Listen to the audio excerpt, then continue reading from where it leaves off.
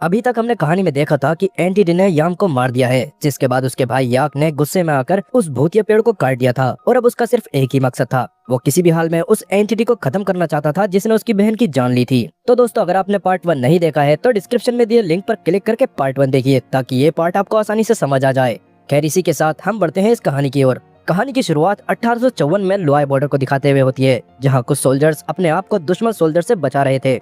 तभी उनमें से एक सोल्जर को गोली लग जाती है, जिसे देखकर बाकी सोल्जर्स अपनी जान बचाने के लिए भागने लगते हैं। लेकिन उसका कोई फायदा नहीं होता, क्योंकि अब एक एक करके वो सब मारे जा रहे थे। अब उनमें से सिर्फ एक सोल्जर बचा था, जो कि बहुत बुरी तरह से घायल हो चुका था कि तभी उसे एक एंटिटी दिखाई देती है। और ये वही एंटिटी थी जिसे हमने लास्ट टाइम याम की बॉडी से बाहर निकलते हुए देखा था। वो उससे कहती है कि अगर वो चाहे तो उसकी जान बचा सकती है, लेकिन बदले में वो सोल्जर से उसकी बॉडी देने के लिए कहती है ताकि वो उसमें रह सके। जिस पर सोल्जर भी मान जाता है। तब वो काली एंटिटी अपनी काली जीभ को अपने मुंह से अलग करके अपने काले कारनामों के साथ उसके मुंह में डाल देती है, जिससे उसकी जान तो बच गई थी, पर अब उसके साथ क्या होने वाला था ये तो उसे भी नहीं पता। और साथ ही अब उनके दुश्मन भी खुद आपस में लड़कर मारे जाते हैं। अब कहानी सीधा 1975 में आती है, जहाँ हम याक को देखते हैं, जो अपनी बहन की मौत के बाद से फिलहाल एक एंटिटी हंटर बन चुका था और अपने साथी सार्ज के साथ वो एक एंटिटी को हंट करने के लिए आया था। अब आप सोच रहे होंगे कि सार्ज तो पिछले पार्ट में मर चुका है। खैर, इस बारे में हम थोड़ा आगे चलकर जानेंगे। अब वो लोग उस घर में पहुंच गए थे, जहां जाने पर सबसे अजीब बात तो ये थी कि वो घोस्ट याक को पहले से ही जानता था। याक ये देखकर हैरान रह गया कि वो भूतों की दुनिया में इतना मशहूर हो चुका है। तभी सार्ज पेफन घर के बाहर जाकर सीढ़ियों को उल्टा कर देता है ताकि वो घोस्ट वहां से भाग न सके। दूसरी तरफ जब याक उस घोस्ट से बात कर रहा था, तब उसे पता चलता है कि वो घोस्ट उस स्पिरिट के बारे में जानता है जिसने यिम को मारा था। लेकिन उस घोस्ट ने एक शर्त रखी, वो तभी सच बताएगा जब याक उसके सामने झुकेगा। मगर याक किसी भी स्पिरिट के सामने झुकने को तैयार नहीं था। उसने स्पिरिट से नफरत करनी शुरू कर दी थी और वो किसी भी हाल में स्पिरिट के सामने तो हरगिज झुकने वाला नहीं था। और गुस्से में आकर वो उस घोस्ट को बुरी तरह से पीटने लगता है, जिससे वो घोस्ट डरकर वहाँ से भागने की कोशिश करता है। लेकिन सार्ज ने पहले ही बाहर रखी सीढ़ियों को उल्टा कर दिया था। जैसे ही वो भागने के लिए बाहर जाता है, उसे एक मिरर की तरह अपनी ही रिफ्लेक्शन दिखाई देती है। अब उस घोस्ट के पास वहाँ से भागने का कोई रास्ता नहीं था, इसलिए वो वापस से अंदर चला गया। जैसे ही वो वापस आया, याक ने बिना कोई देर किए उसको फिर से पीटना शुरू कर दिया और तुरंत बाद ही याक ने अपनी गन निकालकर उस स्पिरिट पर तान दी। उस गन में पीटर्समन बुलेट्स थी, वही होली बुलेट्स जो पिछले पार्ट में यूज की गई थी। ये देखकर वो स्पिरिट इतना ज्यादा डर गया कि उसने सब कुछ बता दिया। उसने कहा कि डोंग खमोटे के जंगल में एक आदमी है जिसके अंदर अभी वो डेंजरस स्पिरिट है, लेकिन इसके अलावा उसे और कुछ नहीं पता। ये सुनकर सार्ज ने उस स्पिरिट से उस आदमी के शरीर को तुरंत छोड़ने के लिए कहा। मजबूरन उस स्पिरिट को यही करना पड़ा और वो स्पिरिट उस आदमी के अंदर से एक ब्लैक लिक्विड के फॉर्म में बाहर निकलने लगी। तब सार्ज ने तुरंत उस लिक्विड के अंदर एक कैटफिश डाल दी, जिससे वो स्पिरिट अब कैटफिश के अंदर चली गई। और इसके बाद याक और सार्ज ने उस कैटफिश को बॉनफायर में डाल दिया, जिससे वो स्पिरिट वहीं जलकर भस्म हो गई। इतना सब होने के बाद याक और सार्ज अपने घर लौट आए और डोंग खमोटे के बारे में रिसर्च करने लगे। ढूंढते ढूंढते उन्हें एक वजीराया विसत नाम की एक किताब मिली, जिसमें पोंग का जिक्र था। पोंग एक बहुत ही पुरानी एंटिटी थी, जो कि श्याम का सबसे पहला घोल था। उसने वाक पाक फांग नाम की एक जगह पर एक छोटा सा घर बनाया था और उसी के पास वो एबल स्पिरिट भी थी, जिसने गाँव के 3 लोगों को मारकर उनका मांस खा लिया था। जब गांव वालों को इस बात का पता चला तो उन्होंने तुरंत कुछ मॉन्क्स को बुलाया, जिन्होंने घोल के घर को पूरा जलाकर भस्म कर दिया था। घर तो जल गया, पर पोंग वहां से भागकर डोंग खमोटे के जंगल में चला गया था। वह जंगल बुरी स्पिरिट से भरा पड़ा था और वहां जाना किसी मौत से कम नहीं था। लेकिन याक किसी भी हाल में उस जंगल में जाना चाहता था। वो जानता था कि अभी उस स्पिरिट को नहीं रोका गया तो वो कभी न कभी वापस आकर उसकी फैमिली को नुकसान जरूर पहुंचाएगी,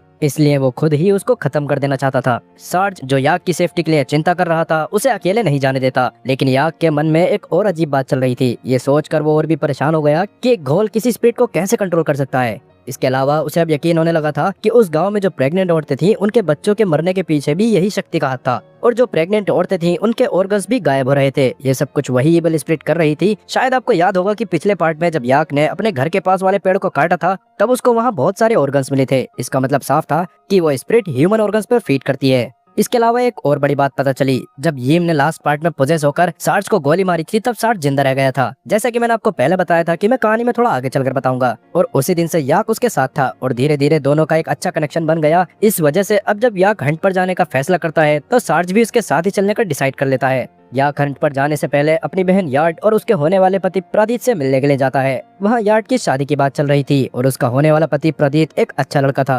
प्रदीप के पिता के बहुत बड़े शुगर कैन फार्म्स थे और वो खुद भी एक रिस्पॉन्सिबल इंसान था।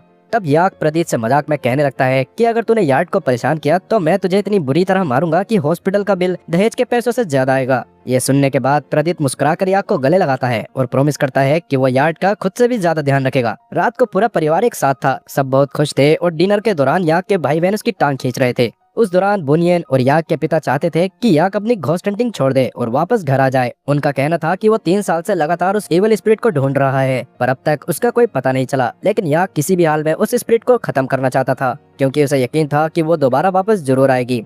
उस रात हम याक के पिता को देखते हैं, जो यीम की मौत के बाद से हर रात जागते थे, ताकि अगर कभी वो स्पिरिट आए भी तो वो सही वक्त पर सबको बचा सके।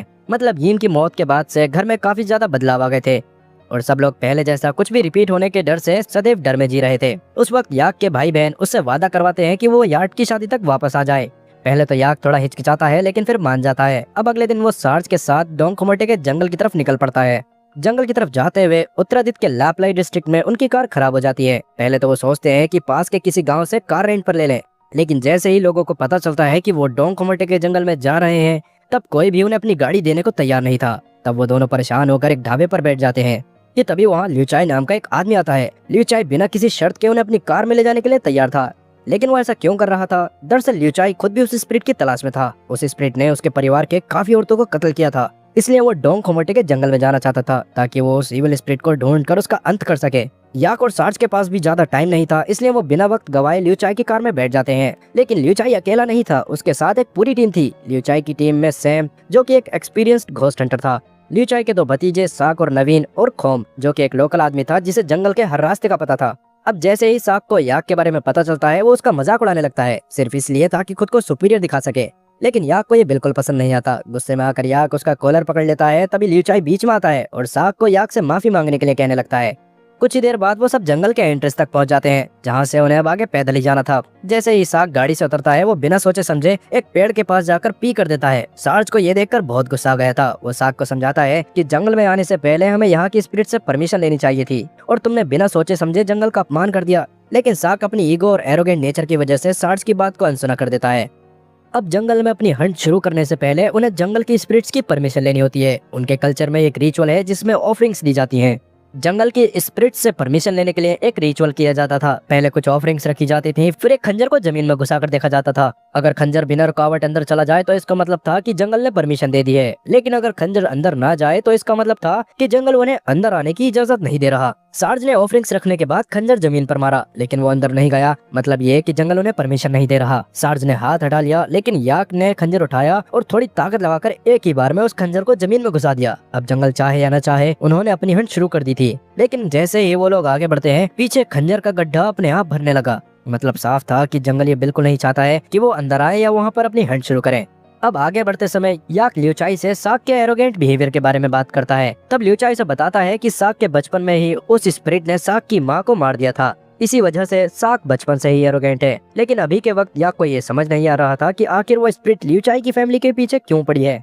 तब ल्यूचाई उससे सच बताता है और कहानी 1893 के वत पंगफंग गांव में चली जाती है, जहां हम देखते हैं कि ल्यूचाई के पूर्वजों ने ही पोंग के घर को जलाया था, क्योंकि गांव वालों को उसके घर में मौजूद एक इवल स्पिरिट के बारे में पता चल गया था। जब वो घर जल रहा था तब अंदर कुछ रिचुअल की चीजें मौजूद थीं, जो इस बात का सबूत थी कि वहाँ कुछ बुरा हो रहा था। पोंग ने जैसे ही अपने घर को जलता देखा, वो मेरे बच्चे चिल्लाता हुआ अंदर चला गया, और तभी वो घर गिर गया और शायद पोंग की भी वही मौत हो गई थी। और पोंग को तब से ही नहीं देखा गया, और ऐसा माना जाता है कि वो इस जंगल में कहीं न कहीं छुपा हुआ है। और कहीं न कहीं पोंग ने बदले की भावना में उस इवल स्पिरिट को ल्यूचाई के फोरफादर और उनके वंशजों को खत्म करने के लिए भेजा था। वो स्पिरिट हर एक जनरेशन को खत्म करती रही, लेकिन ल्यूचाई बच गया, क्योंकि उसके पास एक पीटर्समून एमुलेट था जो उसकी लॉकेट में लगा था। यही एमुलेट इवल स्पिरिट को उसके पास आने से रोकता था, और उसके पास एक नामफी आयरन का खंजर भी था, जिसकी मदद से वो उस स्पिरिट को हमेशा के लिए खत्म कर सकता था, यानी कि वो खत्म करेगा। ल्यूचाई ने इस खंजर का टेस्ट करने के लिए एक रेनबो स्नेक का सर काट दिया था। और अगर आप स्पिरिचुअल लेवल पर सोचें तो ये खंजर कितना खतरनाक हो सकता है, ये आप समझ ही सकते हैं। अब आगे बढ़ते वक्त जंगल में उन्हें अजीब सी आवाजें सुनाई देने लगती हैं। तभी एक बड़ा सा कोबरा उनके सामने आ गया, जिसे देखकर सब डर जाते हैं। सार्ज बताता है कि शायद जंगल की गार्जियन स्पिरिट ने उस कोबरा को एक वार्निंग के तौर पर भेजा है, और इसका मतलब ये था कि उन्हें और आगे नहीं जाना चाहिए। तभी सैम उस कोबरा को मारने के लिए उसकी तरफ बढ़ता है, लेकिन वो कोबरा उसके मुंह पर बुरी तरह से काट लेता है, जो देखकर साक को गुस्सा आ गया, और उसने भी बिना सोचे समझे अपनी गन निकालकर उस कोबरा के सर पर शूट कर दिया, जिससे कोबरा की तुरंत ही मौके पर मौत हो गई। ये देखकर सार्ज और याक काफी गुस्से में आ गए, क्योंकि जंगल की किसी भी प्राणी को नुकसान पहुंचाना सख्त मना था।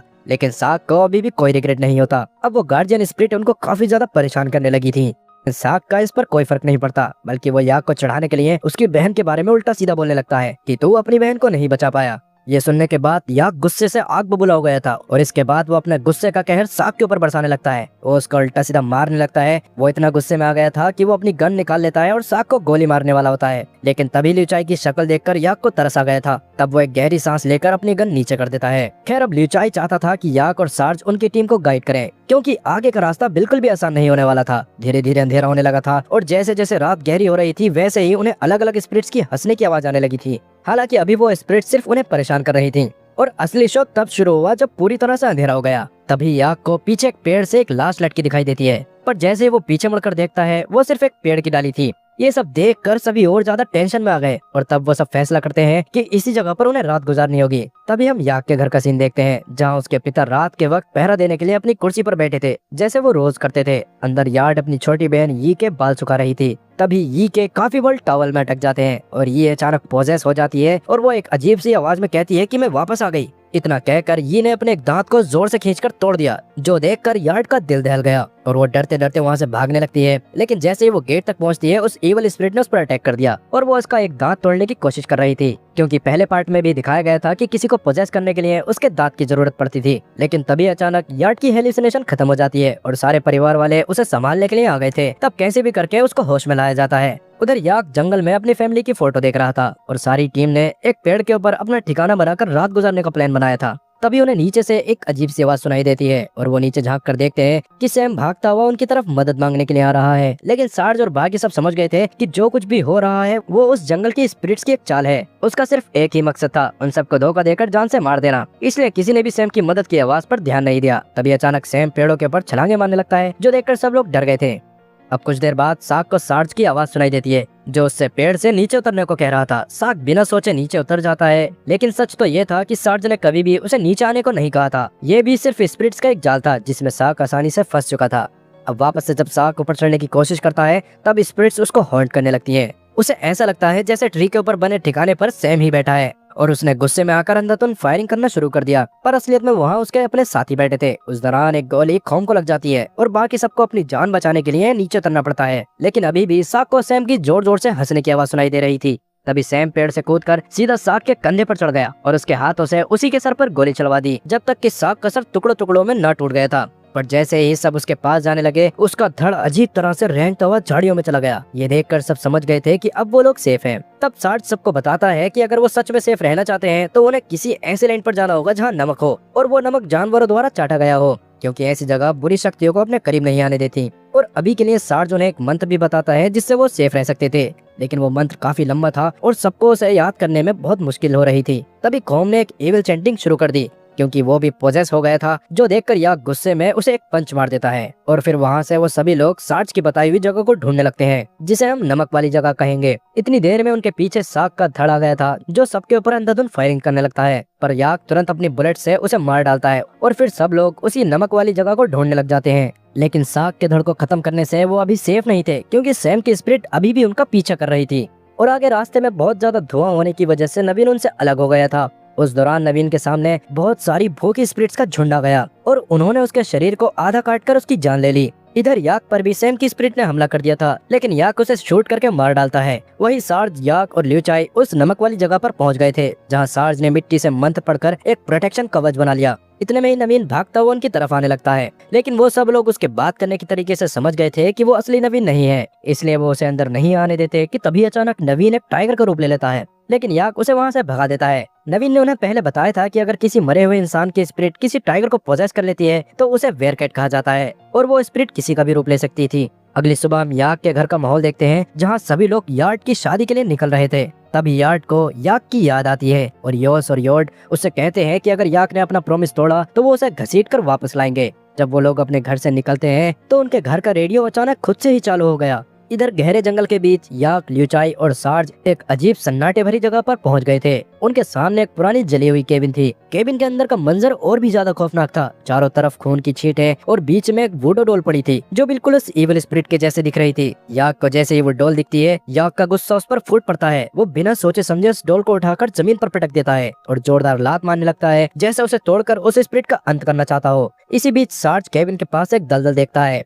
उसके अंदर कोई तो था, शायद एक इंसानी आकृति। सार्ज अपनी गन निकालता है और बिना किसी झिझक के उस व्यक्ति पर तान देता है। ठीक से देखने पर उसे पता चलता है कि वो तो पुआंग है, पर पुआंग भी चुप रहने वाला नहीं था। उसके चेहरे पर गुस्सा और नफरत की एक अजीब सी मुस्कुराहट थी। तभी उसने सार्ज की मिट्टी से एक वुडो डोल बनाकर उसके गले को जोर से दबाना शुरू कर दिया। सार्ज सांस लेने के लिए तड़पने लगता है। तभी याक और लियूचाई वहाँ पहुँच जाते हैं। तब कुछ देर बाद सबको लग रहा था कि पुआंग ही उस एविल स्पिरिट का मालिक है, लेकिन सच तो कुछ और ही था। पुआंग कोई और नहीं बल्कि वही सोल्जर था जिसे हमने कहानी की शुरुआत में देखा था। वो भी कभी एक इंसान था, लेकिन एक दिन उस स्पिरिट ने उसकी मदद की थी और उस दिन से वो सिर्फ एक इंसान नहीं बल्कि उस भयानक शक्ति का एक गुलाम बन चुका था। वही शक्ति जिसने उसके बच्चों तक को जान से मार दिया था। समय बीतता रहा, पुआंग मर नहीं सका। जिंदा रहना उसके लिए एक सजा बन चुकी थी। वो बताता है कि 1893 में उसने उस स्पिरिट को मिटाने के लिए अपने घर में एक भयंकर रिचुअल किया जो कामयाब होने वाला था। लेकिन तभी लियूचाई के पूर्वजों ने उसके घर को आग लगा दी। उस दिन पुआंग उस स्पिरिट को नहीं बल्कि अपने बच्चों को बचाने के लिए आग में कूद पड़ा था, और उसके बच्चे जिंदा जल गए और पुआंग एक बड़ा श्राप अपने साथ लेकर जिंदा रह रहा था।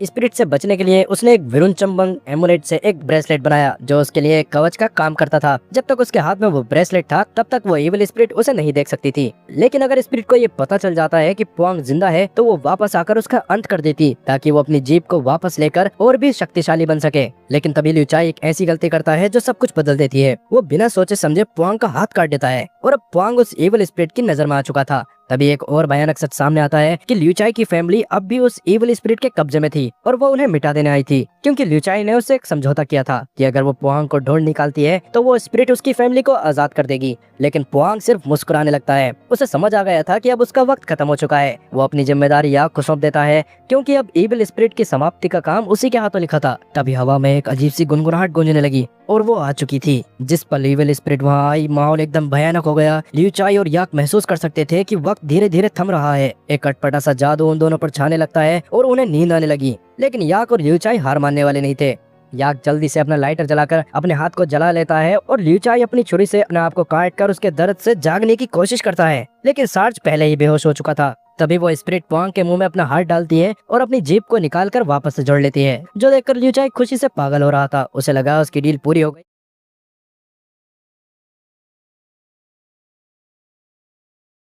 और अब वो याक को भी अपने जादू से कंट्रोल कर लेती है और उसी के हाथों उसकी छाती में गोली चलवा देती है। और अब वो एविल स्पिरिट सिर्फ एक ही चीज चाहती थी कि याक की फैमिली का अंत, जिसके बाद वो सीधा उसकी फैमिली की तरफ जाने लगती है। इधर जिस होटल में यार्ड की शादी होने वाली थी वहाँ तूफान आना शुरू हो गया। मौसम एकदम भयानक हो गया था और हवा एक अजीब सी भयंकर गुनगुनाहट कर रही थी। होटल स्टाफ यार्ड की फैमिली को बताता है कि उनके बाकी के स्टाफ को आने में थोड़ा सा टाइम लगेगा। सब थोड़ा बेचैन हो जाते हैं, लेकिन शादी की तैयारियां चलती रहती हैं। ये यार्ड और बुनियन याक के बारे में सोचते हुए अपने रूम की तरफ जा रहे थे। वहीं योर्ड, योस और याक के पिता और साथी प्रदीप डाइनिंग एरिया में बैठे हुए थे और तभी अचानक पूरे होटल की बिजली चली गई। ये यार्ड और बुनियन एक दूसरे की तरफ घबराकर देखने लगते हैं और उनके सामने जमीन की टाइल्स टूटने लगती हैं। एक तेज चीख गूंज उठी और अब यार्ड फिर से वही इविल स्पिरिट को अपने सामने देख सकती थी, जिसे देखकर वो बहुत तेजी से चीखती है। उसी वक्त योस, योर्ड और उनके पिता को समझ आ गया कि ये सिर्फ एक मामूली तूफान नहीं बल्कि मौत का संदेश है। प्रदीप घबराहट में गेट खोलने की कोशिश करता है, लेकिन जैसे ही वो जोर लगाता है गेट उल्टा उसके सर पर टकरा जाता है और वो वहीं धड़ से गिरकर बेहोश हो गया था। योस, योर्ड और उसके पिता जल्दी से निकलने का रास्ता ढूंढने लगते हैं, लेकिन वो गेट हिलने का नाम नहीं ले रहा था। याक के डैड गुस्से में अपनी बंदूक निकालकर गेट पर फायर करने लगते हैं, लेकिन अजीब बात ये थी कि बंदूक चल ही नहीं रही थी। तभी योर्ड एक पल के लिए सोचता है और जल्दी से याक की गन उन्हें दे देता है, जो कि पिटसमन बुलेट से भरी हुई थी। और जैसे ही उसे फायर किया गया गेट एक बार में ही खुल गया और अब जैसे ही वो गेट खुला होटल की बिजली भी वापस आ गई। पर इस बार स्पीकर से एक इतनी भयानक आवाज गूंजनी शुरू हो गई कि जैसे कोई शैतानी ताकत सब पर हंस रही हो और सब एक एक करके नींद में जाने लगे।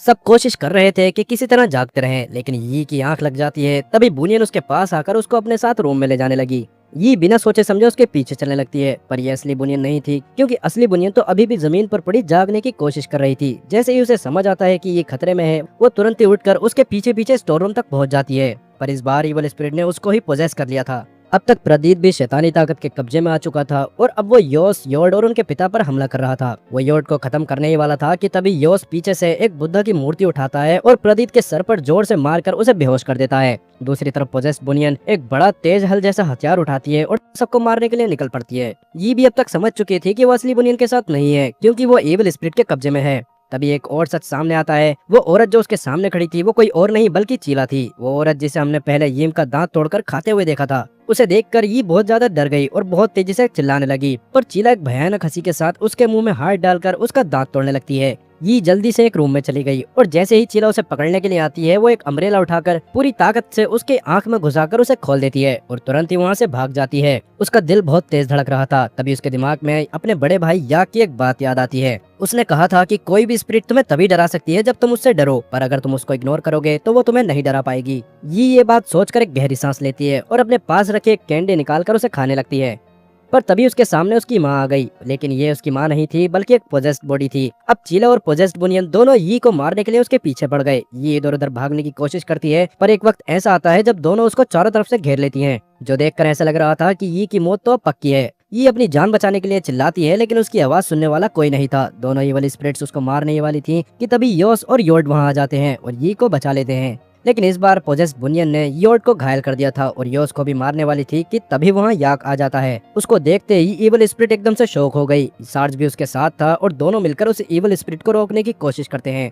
अब जैसे ही वो स्पिरिट कमजोर पड़ने लगी, तभी सीन वापस पास्ट में जाता है। पास्ट में दिखाया जाता है कि इवल स्पिरिट के जाने के बाद सार्ज ने याक को उठाया था, क्योंकि सार्ज पहले ही बेहोश हो गया था और इवल स्पिरिट ने उसे छोड़ दिया था। तब सार्ज एक सीक्रेट बताता है। उसने बताया कि पोंग ने मरने से पहले याक के लिए एक वुडू डॉल बनाई थी, जिसमें एक यंत्र जड़ा हुआ था, जिसकी वजह से याक की स्किन ऐसी हो गई थी कि कोई भी चीज उसकी स्किन को नहीं भेद सकती थी। और यही वजह थी कि उस गोली ने याक का कुछ नहीं बिगाड़ा, वो सिर्फ उसको घायल कर पाई थी। अब वापस से हम सार्ज को देखते हैं, जो जल्दी से बुनियन के शरीर से उस इवल स्पिरिट को निकालने लगता है। लेकिन जैसे ही वो बुनियन से निकलती है, वो सीधा यार्ड के पास चली जाती है। स्पिरिट उसको उठाकर एक रूम में फेंक देती है और अब यीम के रूम में जाकर उससे बात करने लगती है। इस बार वो यार्ड को अपना वेसल बनाना चाहती थी। यार्ड को लग रहा था कि वो खून में डूब रही है। हालांकि रियल वर्ल्ड में हम देख सकते हैं कि वो स्पिरिट उसका दांत तोड़ने की कोशिश कर रही थी और आखिर में वो उसका दांत तोड़ भी लेती है। लेकिन अब जैसे ही वो उसे खाने वाली थी कि तभी एक अदृश्य शक्ति ने उस पर हमला कर दिया। उस स्पिरिट को समझ नहीं आता कि ये सब क्या हो रहा है। तब हम देखते हैं कि याक ने पोंग के शरीर से उसका ब्रेसलेट ले लिया था और इसी वजह से वो स्पिरिट उसको नहीं देख पा रही थी।